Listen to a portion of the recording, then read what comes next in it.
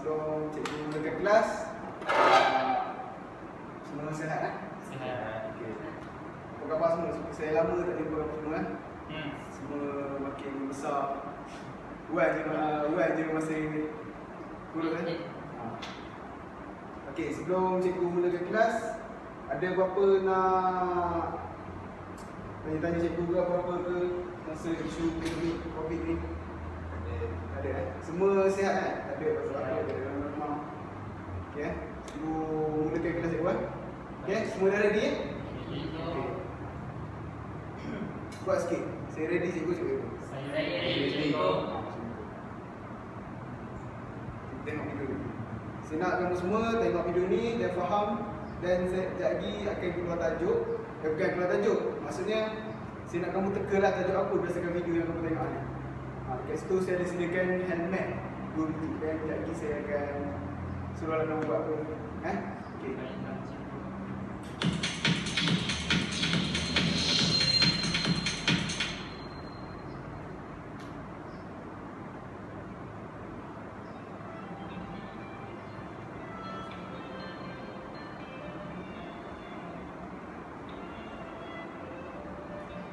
Bahaya handbag separuh.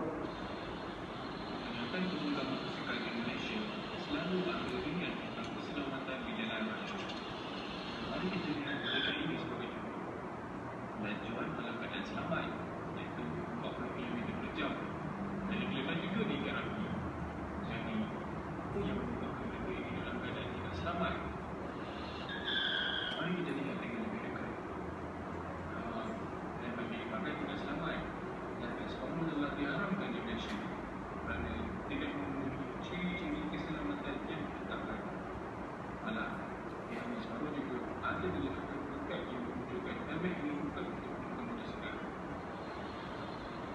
Sambil kamu tengok video tu, kamu boleh tengok handbag separuh tu dengan handbag yang okey.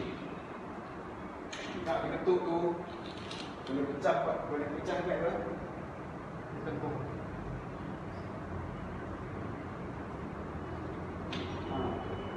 Perbezaan dia. Anda lihat sendiri dan bayangkan jika hilang pada kepala anda. Anda lihat sendiri dan anda bayangkan jika berlaku di depan anda. Di kerajaan Malaysia. Nampak tu? Handbag yang putih tu ada JKJR. Inilah cara pemakaian handbag yang betul. Anda mampu mengubahnya. Anda mampu mengubahnya. Okey. Okey, berdasarkan video tadi, kamu faham tak apa yang video tu sampaikan? Pertama sekali tentang keselamatan Okey, seseorang. cikgu nak kamu tengok handbag tu dan bezakan dia. Kamu nak ketuk-ketuk dia ke apa? Dia kena ketuk dia macam mana? Ketuk macam mana? Cikgu datang sekolah naik apa? Saya datang naik motor je. Mana datang? Okey, cuba kamu bezakan handbag yang macam yang baik dalam yang okey dalam video tadi yang ni. Dan yang tak okey yang ni, handbag separuh tu. Cuba kamu ketuk kat sini. Dia rasa macam ni kan? Tengok. Ni handbag, sebenarnya ni handbag nama cikgu, tapi bila cikgu tengok video ni, cikgu terus ada kesedaran. Sebab tu cikgu dia tahu. Handbag ni memang apalah, contoh cikgu ketuk bunyi dia. Buat bunyi dia kuat. Cikgu nak ketuk dan cikgu tak ada handbag. Cikgu nak buat macam video tadi. Okey, kamu boleh dapat beza rasa kan, beza apa yang baik, tahan dia dari segi kualiti dia. Okey. Bila kita tengok dekat handbag sini, tengok tak ada apa-apa cap siri ke, apa-apa ke. Bila tengok handbag sini. Okey. Kat sini ada. Nampak ni? Nampak. Maksudnya handbag ni diluluskan oleh kerajaan. Okey. Tinggal beza sikit mana handbag yang boleh diguna dan handbag tak boleh diguna. Sebab apa cikgu berikan contoh handbag? Sebab kamu kan ada pergi sekolah yang mantap pakai handbag, yang kadang-kadang ni tak pakai, yang kadang-kadang ni ada pakai handbag yang separuh tu.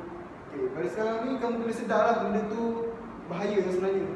Okey, kamu faham semua kan? Faham. Okey, berdasarkan apa yang video tadi, kamu rasa tajuk kita dari ni apa? Keselamatan di jalan raya. Keselamatan di jalan raya. Undang-undang di jalan raya. What? Sama tak sama jalan raya. Okey. Betul Tajuk kita pada hari ni ialah dalam unit 13, keselamatan di jalan raya.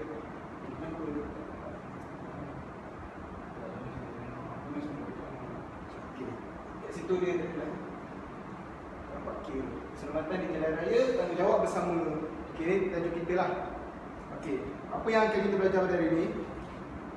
Okey, yang pertama iaitu perbezaan antara peraturan dengan undang-undang jalan raya. Okey, ini yang kita akan belajar pada mula hari ni. Kamu kena bezakan sama ada peraturan jalan raya dan undang-undang jalan raya. Okey, Aziz, ibu nak membaca yang berkaitan dengan peraturan.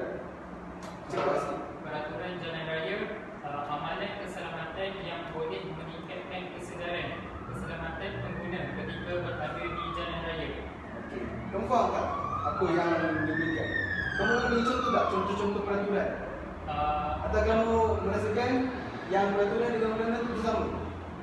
Saya rasa benda yang berbeza. Rasa benda berbeza. Okay, contohnya peraturan itu macam mana? Peraturan sebagai berjalan kaki boleh je. Boleh. Bila berjalan, kita kalau kita nak berjalan kaki tu sambil tengok kereta yang Kiri kanan. Ya, kiri kanan. Okey. Betul. Okey, itulah antara contohnya. Sekali saya bagi contoh Okey, Afiq, cuba baca yang undang-undang jalan raya. Undang-undang jalan raya, akta yang mewajibkan suatu perlakuan kepada pengguna semasa berada di jalan raya. Pengguna jalan raya yang tidak mematuhi undang-undang akan dikenakan hukuman. Okey, pada sini kamu boleh bezakan dia. Maksudnya cikgu kat sini, kalau kamu nak senang faham, peraturan ni benda bukan benda yang sesuatu yang macam kita nampak benda tu simple, tapi benda tu simple macam mana? Simple tapi benda tu membawa kebaikan lah kepada kita. Macam undang-undang jalan raya ni, dia macam satu mandatory. Kalau satu kesalahan akan dikenakan akta dalam undang-undang. Dalam akta jalan raya 333. Okey, cikgu akan bagi contoh. Contoh peraturan dan undang-undang jalan raya. Okey, macam seperti yang saya cakap tadi pandang kiri kanan, kemudian kiri sebelum melintas jalan raya. Okey. Nampak benda tu macam simple. Okey, kalau kita tengok pula undang-undang jalan raya, dia perlulah beli lesen mandu. Kalau kita tak punya lesen mandu, maksudnya kita kena saman. Itulah undang-undang jalan raya. Yang ada dalam akta dia. Okey, seterusnya apa tuan? Nombor 2. Kalau nampak tengok sini. Memakai pakaian cerah dan bersinar pada waktu malam. Okey, kamu biasa tak keluar waktu malam? Di motor? Biasa. Biasa. Lepas tu apa yang kamu buat? Pakai tak apa-apa yang Saya pakai baju nak baju keselamatan. baju kedap? Gelap. Baju gelap, okey. Sepatutnya tak boleh kamu pakai baju yang gelap. Sepatutnya pakai baju yang terang.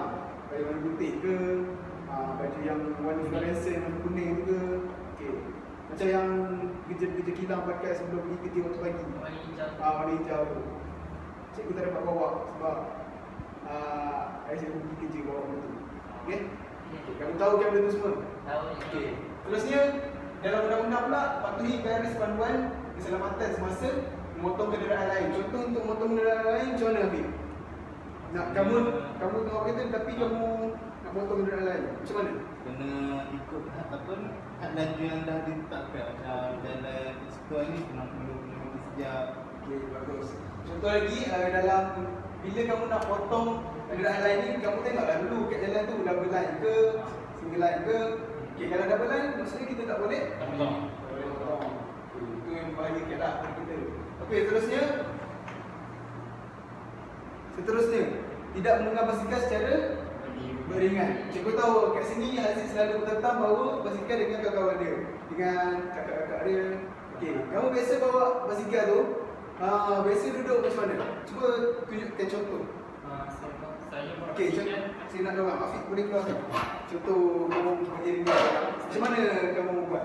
Saya buat basikal bersama rakan sekelas saya. Kami makin jalan lebih. Itu ada salah ke betul tu? Salah dengan Okey. Salah itu. Kamu dulu salah, tapi kamu buat kan? Okey, tak apa. Lepas ni kamu kena ubahlah sikap tu. Yang betulnya macam ni. Okey, ni Aziz penunggang basikal pertama. Okey. Kenapa? Okey. Dan saya penunggang basikal kedua. Kamu tak boleh duduk sebelah tu ni. Kamu kena duduk macam ni lah. Kena ikut dia. Okey? Faham? Faham itu. Okey. Kalau di jalan perumahan pun cukup. Tapi kalau macam tak ada lah, walaupun jalan perumahan pun kamu kena tengoklah keadaan semasa. Macam situasi ni pun. Tengok situasi. Tapi benda tu tak salah lah. Bahayakan keselamatan kamu. Okey. Seterusnya dalam yang ketiga undang-undang tu pula, contoh dia patuhi had laju kenderaan yang ditetapkan. Macam patuhi had laju kenderaan yang ditetapkan. Okey, sesiapa yang tahu kat sini had laju yang ditetapkan di sekolah, contohnya di jalan-jalan Kat Luar ni, jalan persekutuan yang dipanggil. Lepas tu Kat Lebuh Raya, siapa yang tahu? Tak pasti. 160 lebih. 160. Okey, Aziz tahu tak? Saya rasa di Lebuh Raya 120. 20. Okey, Kalau Wan? kat sekolah mesti bawah 60 je kan. Okey, betul kan. Okey, kalau kat sekolah contohnya had laju dia ialah 30 km sejam. Okey, kalau dekat Lebuh Raya pula, kat highway 110. Macam aku cakap dah 120 sikit lagi betul. Okey. Macam Afiq kau cakap ni apa? 160 untuk jalan persekutuan. Jalan persekutuan. Jalan persekutuan ni jalan macam mana ni? Jalan Macam jalan dekat, contoh jalan dekat luar yang kamu tengok ni kan? jalan Okey. road. Sebab apa? Kelas kita ni tepi-tepi jalan je kan? Macam tu lah jalan persekutuan. Jalan persekutuan ni had laju dia hanya 80 km sejam ya. Okey, kamu kena ingat tu. Janganlah melebihi had laju. Seterusnya elakkan mengekori kenderaan lain secara dekat.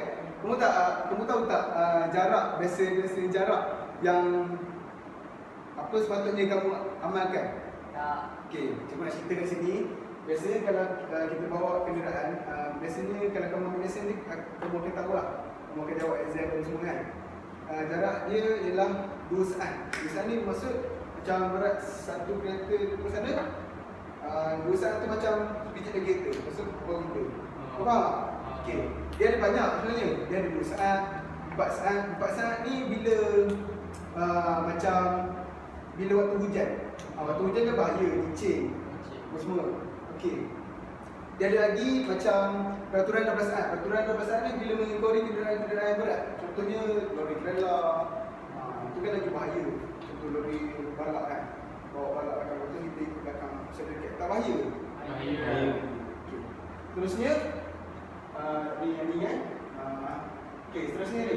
Letak kenderaan di tempat kereta yang sepatutnya. Okey, contohnya macam mana? Cari parking je. Ya, Parking. yang betul. Tak boleh Kalau boleh parking dekat KU. Tak boleh letak kat Kalau kamu jalan. KU tak apa. Betul. Betul Aziz? Betul. Kamu waras kan? Baras. Sihat? Sihat. Dekat KU. Okey. Okey, macam tu kamu kena letak kenderaan di Di tempat yang disediakan. dekat tempat KU lah. Okey. Okey, bagus. Okey, seterusnya apa? Lihat. Dekat situ. Lihat. Lihat cermin sisi dan beri dalam peraturan tu lihat cermin sisi dan berikan isyarat sebelum menukar lorong. Ni kebiasaannya kamu pernah tengok tak banyak video-video yang dibuat sekarang? Pergi tak erti bagi signal. Ya. Benda tu macam terlalu susah. Lambat bagi signal. Ambil bagi signal kadang tak bagi pun. Okey, contohlah tu dalam peraturan. Okey. Tu yang untuk mengelakkan kemalangan. Okey, seterusnya patuhi lampu isyarat. Okey, siapa yang tak tahu kat sini fungsi-fungsi warna lampu isyarat? Tahu. Okey, kalau tahu warna hijau tu apa? Teruskan perjalanan. Teruskan perjalanan kuning, Bersedia untuk berhenti. segera berhenti kalau merah. Berhenti. Okey, berhenti mandang semua. Okey, ada siapa yang ada soalan? Cikgu, kalau kita gunakan telefon bimbit semasa memandu itu? Okey, kalau gunakan telefon bimbit semasa mandu, dia jatuh dalam undang-undang jalan raya. Dia termasuk dalam undang-undang jalan raya. Maksudnya kat situ dia akan kena tindakan lah. Sebab bila mandu sambil pegang telefon, dia boleh pakai kita cuan. Okey. Okey. Seterusnya kita masuk dalam kepentingan dia. Kepentingan mematuhi peraturan dan undang-undang jalan raya. Okey, yang pertama, saya boleh baca. Letakkan pandangan. Elakkan kemalangan. Macam mana tu kan elakkan kemalangan? Contohnya kalau kita bawa berhati-hati, maknanya kita takkan terlibat dalam kemalangan. Okey, Wan, betul. Terima kasih. Macam Wan cakap kalau kita berhati-hati, kita sebab jadi manusia berhemah, ada sifat toleransi, sabar, kita boleh mengelakkan kemalangan. Okey, seterusnya kita dapat kepentingan ni kita dapat kurangkan kesesakan jalan raya. Kesesakan jalan raya ni kadang-kadang disebabkan keadaan trafik dan juga pemandu yang tidak berhemah lah. Macam contoh kesesakan lalu lintas ni boleh sekolah ni. dekat sekolah. Macam mana tuan? Semasa waktu Balik balik. sekolah. Okey, betul. Macam contoh biasanya orang-orang yang ibu bapa yang mengambil anak biasa dia berhenti, kadang-kadang tu dia berhenti suka je kan. Ya. Okey, betul lah menyebabkan kesesakan jalan raya. Ya. Okey, seterusnya imej negara meningkat. Macam mana imej negara meningkat? Pemandu-pemandu dia berdisiplin. Okey, betul Rafiq. Macam contoh pemandu yang disiplin. Kita ni akan dipandang oleh masyarakat-masyarakat luar. Betul tak? Maksudnya bila dia orang datang ke sini, dia tengok kita ni mandu yang disiplin, mandu yang baik, mandu yang berhemah, dia akan memandang baiklah kepada negara kita. Bila balik negara ni, dia tak cerita yang baik dah. Betul tak? Betul. Okey. Kau faham kan? Ada yang bersoalan? Tak ada. Kepentingan seterusnya dapat mengurangkan beban kerajaan membaiki kerosakan akibat kemalangan jalan raya. Okey, contoh macam mana? Contohnya divider tu hancur. Orang tu. Okey, betul. Divider tu bukan dia murah kan? Itu semua tu beban lah, kerajaan kita beban. Okey. Itulah salah satu contoh je lah. Okey. Seterusnya kepentingan dia menjadikan jalan raya selamat untuk digunakan. Macam mana? Ada siapa yang bagi contoh? Betul, kalau kita ikut peraturan tu kan dah kata tadi, kalau kita ikut peraturan tak ada kemalangan tu, jadi orang akan rasa selamat bila memandu. Tak Betul tu kan. Betul ke yang apa yang aku cakap tu. Kita akan merasa selamat lah yang bila kita ni semua mandu dengan baik kan. Kalau lepas tu satu lagi menjadikan jalan raya selamat ni, dia macam peranan kerajaan juga. Contohnya kalau jalan berlubang, okey, macam itulah jadikan jalan raya selamat untuk digunakan. Okey, bukan yang daripada kita saja, daripada kerajaan pun terus serta lah untuk mewujudkan kepentingan ni. Seterusnya nombor 6 tu kepentingan dia untuk mengelakkan kehilangan nyawa dan harta benda. Okey, siapa kat sini pernah mengalami kemalangan jalan raya? Tidak. Tak pernah. Okey. Sebaiknya kita janganlah termasuk dalam gencah tersebut kan. Okey. Bukannya memanglah malam tu tidak orang cakap malam tu tidak berbau kan. Okey. Kalau kita dah berhati-hati tapi nak buat macam mana kalau dah itu di tengah takdir kan. Okey. Macam ni lah gambar kereta tengok hancur, total loss. Ini boleh menyebabkan kematian, berhubung dan sebagainya. Kalau kehilangan nyawa ni, kalau keluarga tu, kalau contohlah seandainya dalam keluarga kamu yang terlibat dalam kemalangan jalan raya ni, lepas tu dia sakit ke ataupun menyebabkan kematian dan sebagainya, kamu akan rasa macam mana? Sedih. Mesti dah sedih kan? Okey. Kalau kita nak nak elakkan benda tu, kita kenalah patuhi undang-undang dan peraturannya. Okey? Okey, seterusnya kita masuk kepada pihak berperanan untuk meningkatkan keselamatan jalan raya. Okey, yang pertama pihak berperanan ni ialah diri kita sendiri. Okey. Cuba baca. Baca ramai. Melihat diri kanan, kemudian kiri sebelum melintas jalan raya. Okey. Kamu buat tak ni? Selalu. Selalu kan? Okey. Okey, kalau yang kedua ni menggunakan jantas apabila lintas jalan raya. Okey, kalau kamu lintas dekat macam highway tu, boleh ke? Salah ke betul? Salah. Okey, kalau dah disediakan jantas, ikut dah jantas dengan apa nak senang je kerja kan. Tak tahu dia senang tu boleh membahayakan kita. Kita tertiba. Lintas zebra, betul tak? Okey. Seterusnya peranan daripada ibu bapa. Okey, peranan ibu bapa ni menjadikan contoh mandu yang baik di jalan raya. Okey, seterusnya mendidik anak-anak tentang peraturan dan undang-undang jalan raya. Okey, seperti macam apa orang kata pepatah Melayu ada mengatakan. Tahu tak pepatah apa? Melentur bulu Betul, melentur bulu biarlah dari lekungnya. Maksud ke situ, kenalah didik anak tu daripada kecil lagi lah dengan apa? Berkaitan dengan peraturan dan undang-undang jalan raya ni. Kenapa? Kalau dah besar ni nanti susah nak pulihkan dia lah. Maksudnya nak didikkan dia susah. Okay, betul tak? Maksudnya ibu bapa tu kena menjadi teladan kepada anak-anak. Okay, kalau ibu apa tu saudara madu teluk, dia saudara bila madu tu Tak sabar. tak sabar, selalu mati hama lah apa kan. So anak-anak dia akan mengikutlah kata nanti. Seterusnya kita masuk peranan yang seterusnya, iaitu peranan pihak sekolah. Okay, situ nampak ke tu? Nampak. Baca, nampak. Mengadakan ceramah tentang keselamatan jalan raya. Okey, ni peranan dari pihak sekolah lah. Kan biasa kan mentua ada, kat sekolah kita kan ada mentua panggil ceramah-ceramah luar, polis kan, DJ dan sebagainya. So kamu dengar tak apa maklumat yang disampaikan oleh penceramah-penceramah tersebut? Ke kamu tidur masa dengar Ya, kalau dengar tu bagus lah. Ambil itu sebagai pengajaran kamu semua, ditunjuk apa-apa yang disebut tak. Bapak mahu,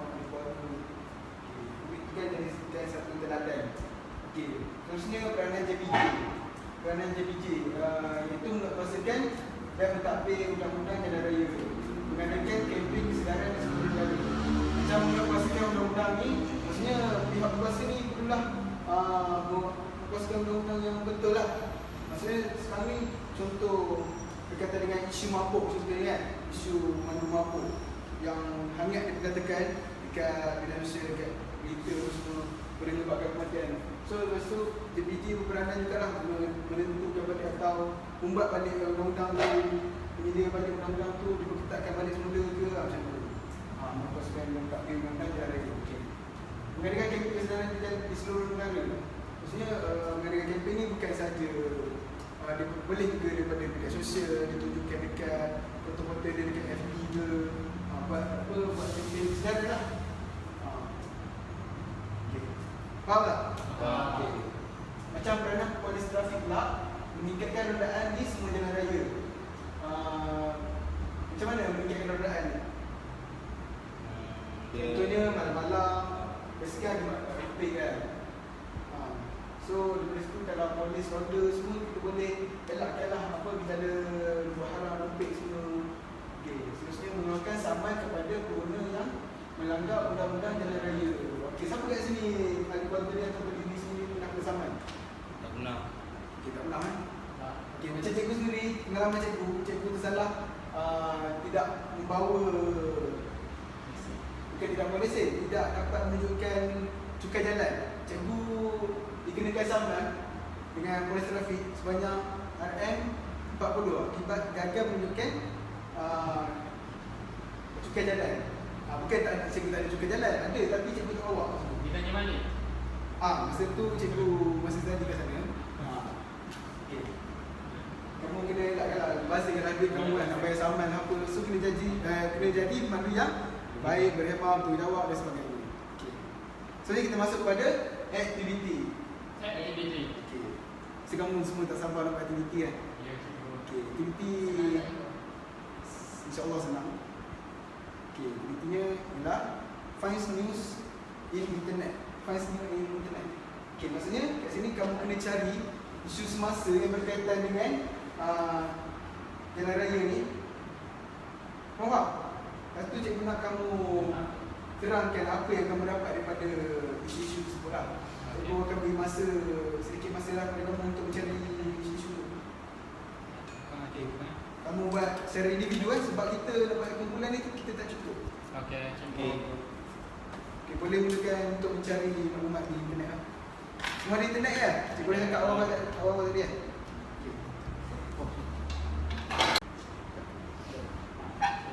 Okay, macam mana? Faham tak? Kalau tak faham mana cikgu?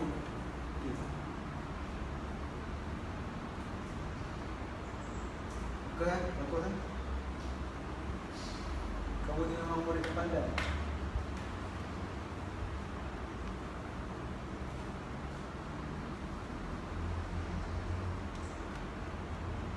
Aziz, ambil isu apa ni? Saya ambil something di jalan raya, cikgu. Okay, buat ambil isu Mandu mabuk. mabuk. Okay, Afiq, Isu merempit. semua rempit. Okay, siapa boleh terangkan dulu? Saya.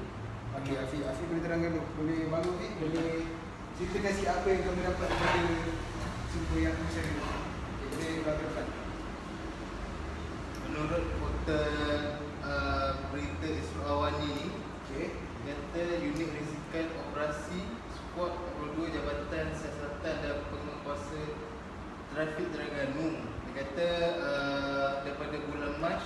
sampai 23 Jun. 62 tangkapan telah dilakukan di seluruh negeri tersebut, Okey. yang membabitkan mak rempit usia antara 16 hingga 32 tahun. Lepas tu ada cerita apa lagi? Itu dia Yang kata kamu dapat lah macam ada kesan-kesan dia kena tangkap, dia kena penjara berapa tahun? Ada? kat sini dia kata tak ada. Dia cakap apa ni?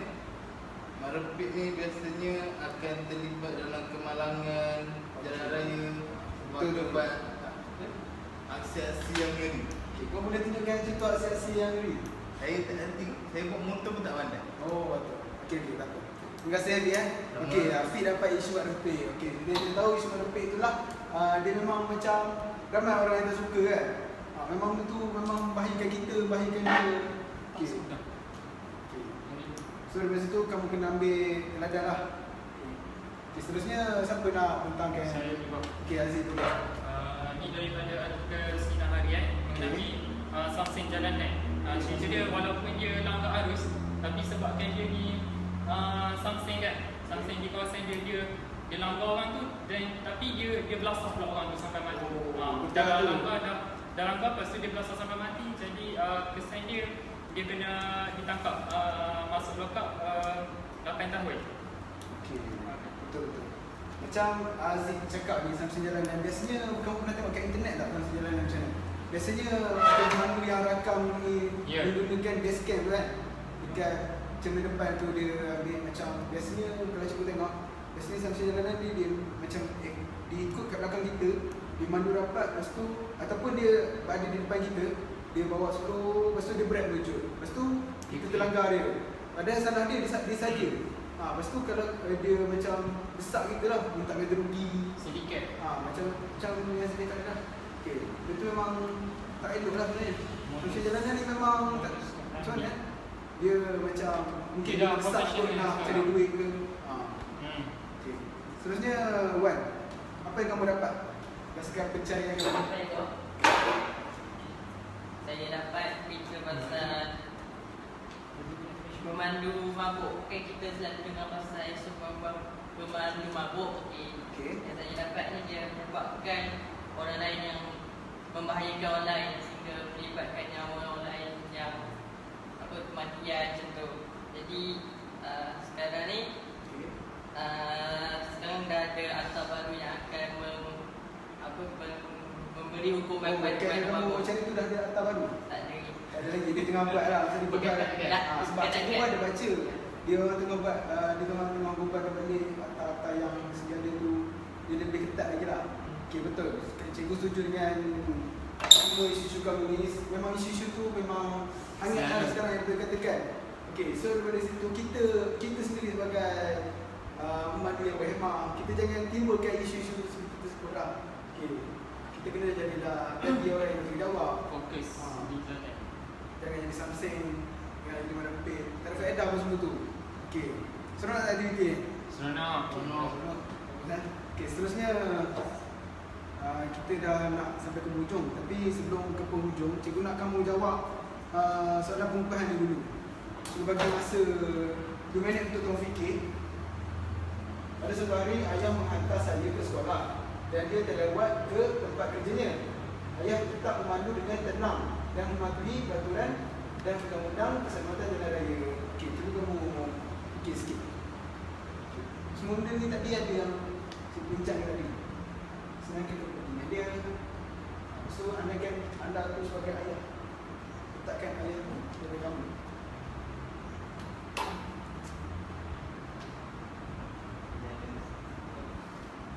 Nyawa terpelihara.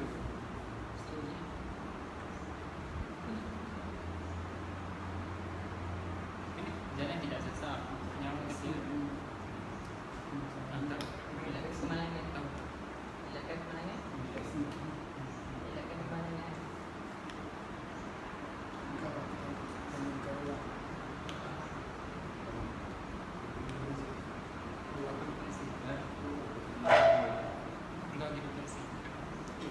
Dah boleh? Boleh.